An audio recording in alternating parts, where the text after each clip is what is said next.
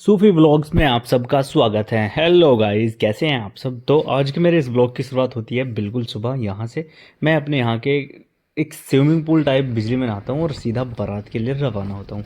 हमें आज जाना था गांव के ही एक शख्स की बारात में। मेरे साथ होता है गुलबहार।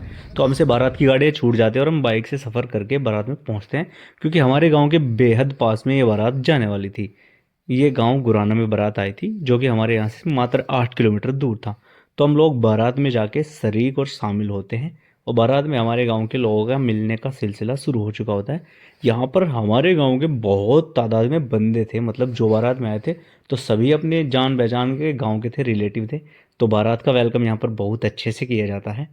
इसके बाद खाने का नंबर आता है, और टेंट की व्यवस्था कुछ इस प्रकार से की गई थी, जहाँ पर मुझे अपाची भाई मिलता है और फिर हम खाने की शुरुआत कर देते हैं।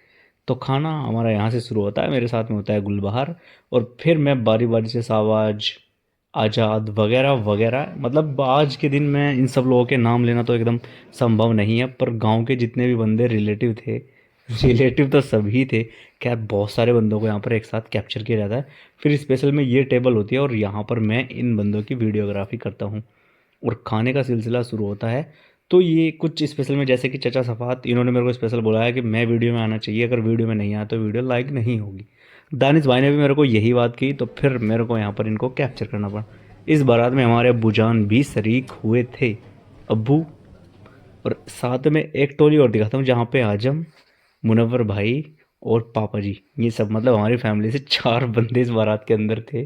तो खाने का सिलसिला शुरू होता है और बारी बारी से मैं लोगों को यहाँ पर कैप्चर करता जाता हूँ। तो इस शादी में आपको देखने को मिलेगा कि हमारे पश्चिम उत्तर प्रदेश, खासकर नॉर्थ इंडिया, मतलब उत्तर भारत में किस प्रकार से शादियाँ होती हैं, शादी की कौन कौन सी रस्में होती है, वो सब मैं आपको इस ब्लॉग के माध्यम से बताऊंगा। तो बने रहिए मेरे साथ। यहाँ पर दुल्हों के साथ सभी जो दोस्त होते हैं उसके, वो एकदम फ़ोटो शूट कराते हैं, और सभी ऐसे लाइन में मैं इन सब के फ़ोटो एक साथ कैप्चर कर देता हूँ।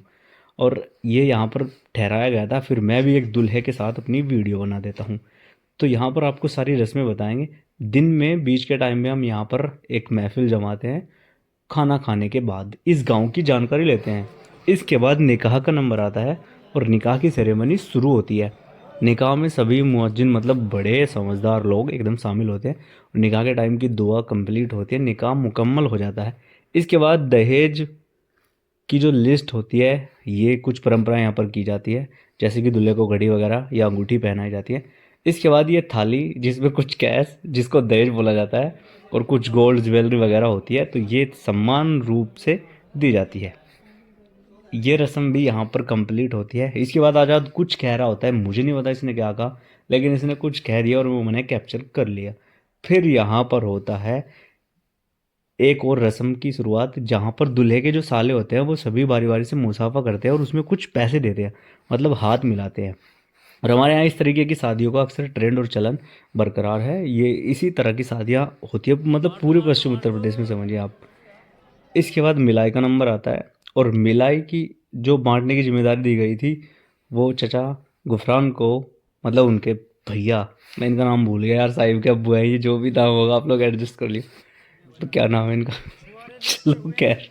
इसके बाद निकाह, मतलब छुआरे बांटे जाते हैं, और बहुत अच्छी मस्ती तफरी होती है। चचा बूरा उर्फ आरिफ, आरिफ उर्फ बूरा इनका नाम। इसके बाद यहाँ पर होता है इस रंगारंग प्रोग्राम का आयोजन, जिसमें बेहद ही मज़ा आने वाला था।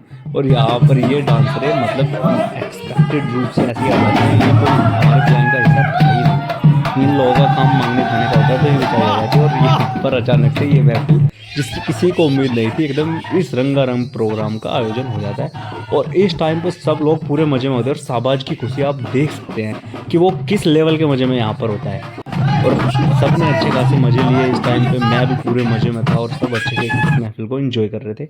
इसके बाद ये सलामी के इवेंट के लिए हम लोग यहाँ से पहुँचते हैं। दूल्हा अपनी ड्रेस चेंज करता है, और साथ में उसके कुछ दोस्त, मेहमान और रिश्तेदार, मतलब 10 से 15 लोगों का ग्रुप दूल्हे के साथ में होता है। और ये सलामी का इवेंट शुरू होने वाला था, जहाँ पर जो दुल्हन यानी लड़की के जो दोस्त होती हैं, फ्रेंड्स, वो सभी गिफ्ट लेके आती है दूल्हे के लिए, मतलब दूल्हा दुल्हन दोनों के लिए ही ये गिफ्ट होते हैं।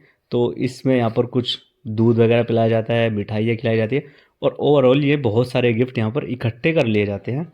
और जहाँ से मैंने और गुलबार ने 2 नारियल मीन्स 2 गोले भी हटाए थे।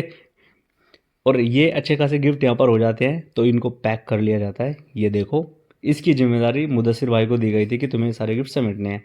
इसके बाद हम लोग यहाँ से अब रवाना होते हैं घर की तरफ। तो ये पटाखे जो हैं वो सिग्नल के तौर पे जलाए जाते हैं कि अब बारात जो है रवाना होगी, मतलब दुल्हन को यहाँ से रवाना कर दिया जाएगा। तो दुल्हन की रवानगी होती है पटाखों के साथ और हम लोग भी अब अपने घर की तरफ रवाना होने की कोशिश करते हैं। तो हम लोग जैसे यहाँ से चलते हैं पटाखों की इस गूंज के साथ, तो हमारे साथ होता है एक हादसा। ये हमारी गाड़ी बंद हो गई थी और इसमें कमी थी साहिब की। उस गाड़ी, इस गाड़ी में डलना तो था पेट्रोल, इस आदमी ने डलवा दिया डीजल। ये दिखे इस आदमी ने, इसने डलवाया इसमें डीजल। और यहाँ कितने आदमी बिरान है, यो है, फाजिल है, यो है, मैं हूँ। और कम से कम इसमें ताऊ भी है, ये बैठे ताऊ जी। और ताऊ ने गिरा, ताऊ ने कहा मेरा दिमाग खराब, और मैं भी हूँ इन सबके पीछे। इनने सारे आदमियों का बेवकूफ बना दिया भाई। और डांस कर रहा सुअर गाड़ी का नाश करके। जब ये गाड़ी बीच रास्ते में बंद हो जाती है तो हम लोग यहाँ पर घंटों तक वेट करना पड़ता है और हमको सर्दी लग जाती है। तो इसके बाद अब यहाँ पर आग जलाते हैं, मतलब हल्की फुल्की सर्दी इस टाइम पे होती है तो आग जला के हम लोग अपना मन बहलाते हैं। और चाचा आसिम को हमने फ़ोन कर दिया था, वो आने वाले होते हैं यहाँ पर कुछ टाइम के बाद। आखिरकार 1 घंटे के इंतज़ार के बाद चाचा आसिम आते हैं और ये बेचारे आ गए। ये भी बहुत बड़ा इनका यहाँ पर थैंक यू कहना चाहेंगे हम। तो ये रस्सी बांधते और गुस्सा आ रहा था इनको भी, क्योंकि सब लोग मज़े में थे यहाँ पे। तो चाचा आसिम का योगदान एकदम बिल्कुल यादगार रखा जाएगा। और यहाँ पर ये फाजिल भाई हैं और इस जाइल की वजह से सारा कांड हुआ था। ओवरऑल इस कार को टूचन किया जाता है, मतलब रस्सी से बांध के अब इसको घसीटा और खींचा जाएगा।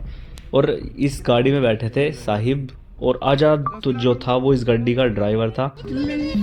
ओवरऑल हम पूरे मजे लेते हुए आ रहे थे और ताऊ को गुस्सा आ रहा था भाई, पूरा खतरनाक वाला। बस ताऊ पता नहीं मेरे को क्या क्या बोल रहे थे, ताऊ का गुस्सा एक अलग ही लेवल का। उधर चाचा आसिम ने इस कार को मतलब रस्सी बांधने के बाद भी 100 प्लस की स्पीड से भगा रखी थी और पीछे वाले लोग को लग रहा था बेचारों को डर, क्या पता किस टाइम पे ब्रेक लगाने पड़ जाए। और मतलब एकदम ये ओवरऑल फनी और मज़ेदार मोमेंट रहा पूरा एकदम सीन। और आखिरकार हम लोग जैसे तैसे करके थाना भवन पहुंचते हैं और यहाँ पर इसको मिस्त्री के यहाँ पर लाके छोड़ दिया जाता है। और साहिब को फिर कुछ कुछ कह रहे थे और इसी बीच ताऊ फिर से मेरे पे भटक जाता है। मैं कुछ बोल रहा होता हूँ और ताऊ को आता है गुस्सा, पता नहीं ताऊ क्या कहेंगे फिर से। जिंदगी से खेल रहे थे आज। कुल मिला के ये जो बारात थी भाई जिंदगी की सबसे फनी और मज़ेदार बारातों में से एक साबित हुई। और ताऊ से खूब मजे लिए। ताऊ को आ रहा था पूरी तेज गुस्सा, बस ताऊ गुस्से में जला भुना बैठा था बेचारा, पता नहीं क्या सोच रहा होगा मन मन में। 2-3 तो गालियाँ भी दी मुझे। फिर क्या कहना चाहोगे ताऊ, आज का सफर कैसा रहा? और जैसे कि बच्चे की शादी हो गया, आपको कैसा फील हो रहा है?